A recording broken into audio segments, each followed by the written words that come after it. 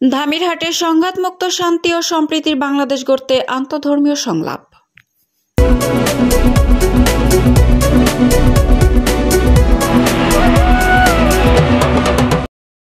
আসসালামু আলাইকুম।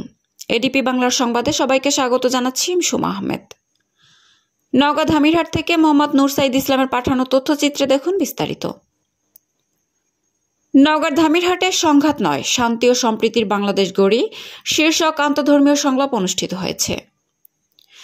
Piece facilitator group ও পিএফজির আয়োজনে ও দি হাঙ্গার প্রজেক্টের MIPS প্রকল্পের সহযোগিতায় বৃহস্পতিবার 27 ফেব্রুয়ারি সকাল 10:30 সময় ধামিরহাট ভবনের প্রেস ক্লাব হলরুমে উপজেলা বিএনপির সাবেক সভাপতি মোহাম্মদ মাহবুবুর রহমান চৌধুরী চপলের সভাপতিত্বে আন্তঃধর্মীয় সংলাপে ঘোষণাপত্র পাঠ করেন পিএফজির কোঅর্ডিনেটর ও প্রেস ক্লাবের সাবেক সম্পাদক ও সাংবাদিক আবু হেনা মোহাম্মদ মোস্তফা কামাল বাবু।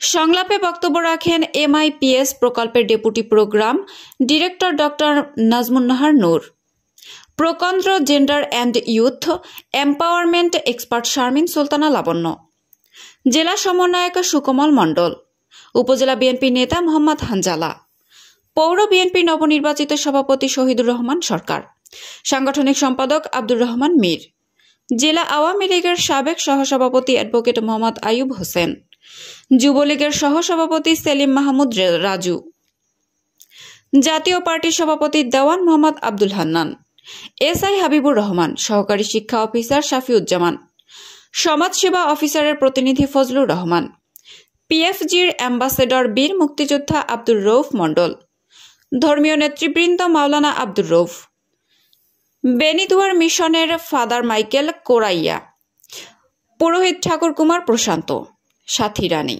আদিবাসী নেতা প্রভাষক SC আলবার্ট সরেন, জেলা বিএনপির সহসভাপতি বেলি খাতুন, পৌর বিএনপি নেত্রী শাহিনা খাতুন, পৌর ছাত্রদল আহ্বায়ক আবু সাইদ, বাসদ ধামিরহাট থানা সভাপতি দেবলাল টুডু, সঞ্চালক মুমিনুল ইসলাম সহ বিভিন্ন রাজনৈতিক, সামাজিক ও সুশীল সমাজের নেতৃবৃন্দ। সবশেষে সকল উপস্থিতি ঘোষণাপত্রে একমত পোষণে স্বাক্ষর করেন।